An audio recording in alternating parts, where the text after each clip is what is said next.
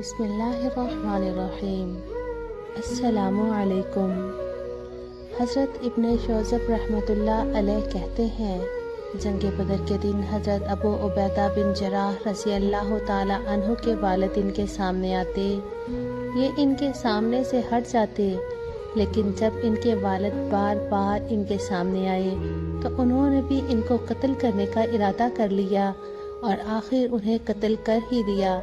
اس پر اللہ تعالیٰ نے یہ آیت نازل فرمائی، جو لوگ اللہ پر اور قیامت کے دن پر پورا ایمان رکھتے ہیں، آپ ان کو نہ دیکھیں گے کہ وہ ایسے شخصوں سے دوستی رکھتے ہیں جو اللہ اور اس کے رسول کے برخلاف ہیں، گو وہ ان کے باپ یا بیٹے یا بھائی یا کنبہ ہی کیوں نہ ہو۔ ان لوگوں کے دلوں میں اللہ تعالیٰ نے ایمان ثبت کر دیا ہے۔ حضرت مالک بن عمیر رضی اللہ تعالی عنہ نے زمانہ جاہلیت میں دیکھا، وہ فرماتے ہیں کہ ایک آدمی نے حضور اقدس صلی اللہ علیہ وسلم کی خدمت میں آ کر عرض کیا کہ میں نے دشمن کے لشکر کا مقابلہ کیا، اس لشکر میں میرا باپ بھی تھا، میں نے اس سے آپ کے بارے میں بڑی سخت بات سنی، مجھ سے رہا نہ کیا اور میں نے نیزہ مار کر اسے قتل کر دیا۔ یہ سن کر حضور خاموش رہے۔ پھر ایک اور آدمی نے آ کر عرض کیا کہ لڑائی میں میرا باپ میرے سامنے آ گیا تھا، لیکن میں نے اسے چھوڑ دیا، میں یہ چاہتا تھا کہ کوئی اور اسے قتل کرے۔ یہ سن کر بھی حضور خاموش رہے۔ حضرت ابو ہریرہ رضی اللہ تعالیٰ عنہ فرماتے ہیں، عبداللہ بن ابی منافق ایک قلعہ کے سائے میں بیٹھا ہوا تھا، حضور صلی اللہ علیہ وسلم اس کے پاس سے گزرے تو اس نے کہا، ابن ابی کبشہ، ابو کبشہ، یا تو حضور کے نانا کی کنیت ہے یا حضرت حلیمہ سعدیہ کے خاوند کی کنیت ہے، اس لیے ابن ابی کبشہ سے حضور مراد ہیں، نے ہمارے اوپر گرد و غبار ڈال دیا ہے۔ اس پر اس کے بیٹے حضرت عبداللہ رضی اللہ تعالیٰ عنہ نے کہا، یا رسول اللہ، اس ذات کی قسم جس نے آپ کو بزرگی عطا فرمائی ہے، اگر آپ چاہیں تو میں اس کا سر آپ کی خدمت میں لے آؤں۔ حضور نے فرمایا، نہیں، بلکہ تم اپنے باپ کے ساتھ حسن سلوک کا معاملہ کرو اور اس کے ساتھ اچھی طرح پیش آؤ۔ حضرت عبداللہ بن عبداللہ رضی اللہ تعالی عنہ نے حضور اقدس صلی اللہ علیہ وسلم سے اپنے باپ کو قتل کرنے کی اجازت مانگی۔ حضور نے فرمایا، اپنے باپ کو مت قتل کرو۔ حضرت عاصم بن عمر بن قتادہ رحمۃ اللہ علیہ کہتے ہیں، حضرت عبداللہ بن ابی بن حلول رضی اللہ تعالیٰ عنہ حضور اقدس صلی اللہ علیہ وسلم کی خدمت میں حاضر ہوئے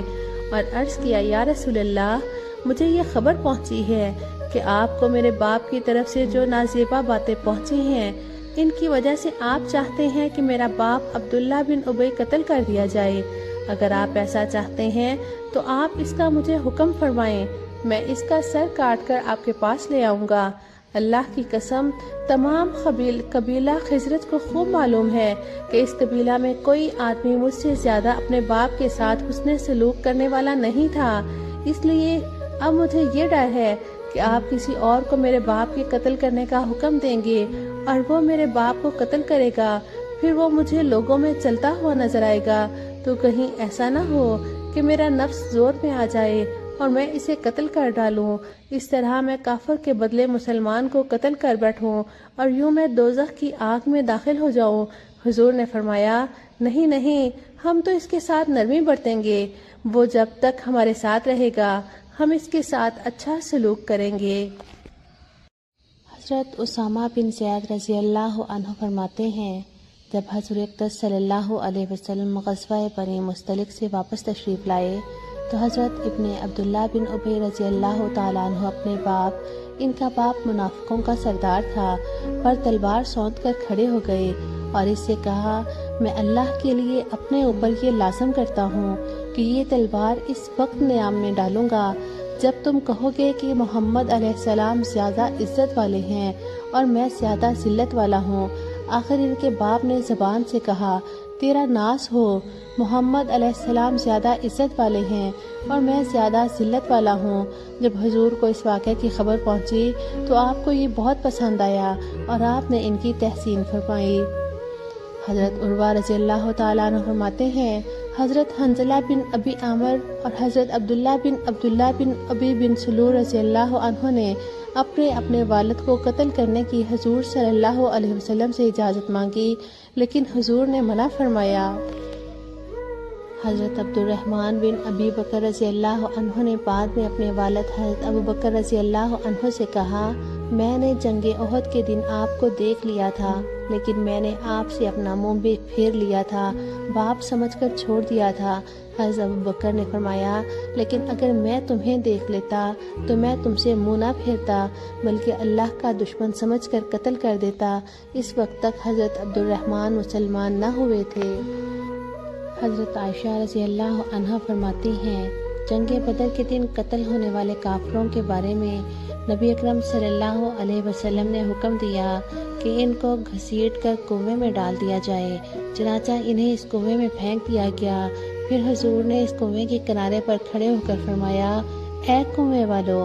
کیا تم نے اپنے رب کے وعدے کو سچا پایا؟ مجھ سے تو میرے رب نے جو وعدہ کیا تھا میں نے تو اسے سچا پایا۔ صحابہ نے عرض کیا، یا رسول اللہ، آپ مردہ لوگوں سے بات کر رہے ہیں؟ حضور نے فرمایا، اب ان کو معلوم ہو گیا ہے کہ ان کے رب نے ان سے جو وعدہ کیا تھا وہ سچا تھا۔ جب حضرت ابو حذیفہ بن عتبہ رضی اللہ عنہ نے دیکھا کہ ان کے والد کو گھسیٹ کر کنویں میں ڈالا جا رہا ہے تو حضور نے ان کے چہرے میں ناگواری کے اثرات محسوس کیے اور فرمایا، اے ابو حذیفہ، ایسا معلوم ہوتا ہے کہ تم نے اپنے والد کے متعلق جو منظر دیکھا ہے اس سے تمہیں ناگواری ہو رہی ہے۔ انہوں نے کہا، یا رسول اللہ، میرا باپ سردار تھا، مجھے امید تھی کہ اللہ تعالیٰ اسے ضرور اسلام کی ہدایت دیں گے، لیکن جب اس کا انجام یہ ہوا کہ کفر پر ذلت کے ساتھ مارا گیا تو مجھے اس کا رنج ہو رہا ہے۔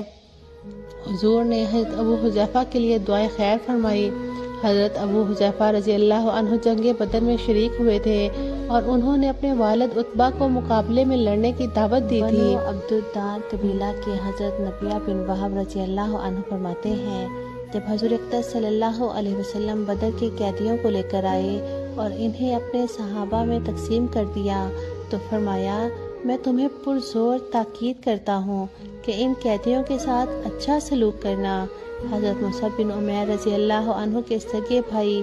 ابو عزیر بن عمیر بن ہاشم بھی قیدیوں میں تھے۔ حضرت ابو عزیر ہی بیان کرتے ہیں کہ میں ایک انصاری آدمی مجھے قید کر رہے تھے کہ اتنے میں میرے بھائی مصعب بن عمیر میرے پاس سے گزرے تو اس انصاری سے کہنے لگے، دونوں ہاتھوں سے اسے مضبوطی سے پکڑے رکھنا کیونکہ اس کی ماں بہت مالدار ہے، وہ تمہیں اس کے فدیہ میں خوب دے گی۔ حضرت ابو عزیر کہتے ہیں، صحابہ جب مجھے بدر سے لے کر چلے تو میں انصار کی ایک جماعت میں تھا، جب بھی وہ دن کو یا رات کو کھانا اپنے سامنے رکھتے تو روٹی مجھے کھلا دیتے اور خود کھجور کھا لیتے، کیونکہ حضور نے انہیں ہمارے بارے میں تاکید فرما رکھی تھی، ان میں سے جسے بھی روٹی کا ٹکڑا ملتا وہ مجھے دے دیتا، مجھے شرم آ جاتی اور وہ ٹکڑا واپس کر دیتا، لیکن وہ انصاری اسے ہاتھ لگائے بغیر پھر مجھے واپس کر دیتا۔ حضرت ابو الیسر رضی اللہ عنہ نے حضرت ابو عزیز کو قید کیا تھا۔ جب ان سے حضرت مصعب نے وہ بات کہی تھی کہ اسے مضبوط پکڑو، اس کی ماں بہت مالدار ہے، تو حضرت مصعب سے حضرت ابو عزیز نے کہا تھا، آپ بھائی ہو کر میرے بارے میں یہ تاکید کر رہے ہیں؟ تو حضرت مصعب رضی اللہ عنہ نے ان کو کہا، یہ انصاری حضرت ابو الیسر میرے بھائی ہیں، تم نہیں ہو۔ حضرت ابو عزیز کی والدہ نے پوچھا کہ ان قریشی قیدیوں کا فدیہ سب سے زیادہ کیا دیا گیا؟ تو اسے بتایا گیا کہ 4000 درہم، چنانچہ اس نے حضرت ابو عزیز کو فدیہ میں 4000 درہم بھیجے۔ صحابہ کرام حضور کی محبت میں اپنے کسی سگے رشتہ دار کافر کا لحاظ نہیں کرتے تھے۔ اللہ پاک ہمیں بھی صحابہ کرام کی طرح اپنے پیارے حبیب سے محبت کرنے کی توفیق عطا فرمائے، آمین۔ وآخر دعوانا ان الحمد للہ رب العالمین۔